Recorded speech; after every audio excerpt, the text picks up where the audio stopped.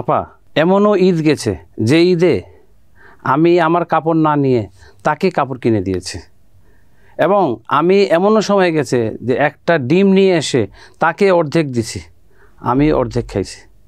বাজার থেকে তাকে ভালো ভালো খাবার, ভালো ভালো হচ্ছে কি হোটেল থেকে তার জন্য আমি হচ্ছে গিয়ে মাংস, গরুর মাংস এবং হচ্ছে গিয়ে আপনার খাসির রেজালা তাকে এনে দিছি, আমি খাইনি। অথচ সে আমার ব্যাপারে আপনার কাছে এভাবে বলতে পারলো? আপনার কথা শুনে আসলে এখন আমার নিজের কষ্ট হচ্ছে। আসলে আপনার ছোট ভাই তো, তাকে ভুল বুঝবেন না ভাই।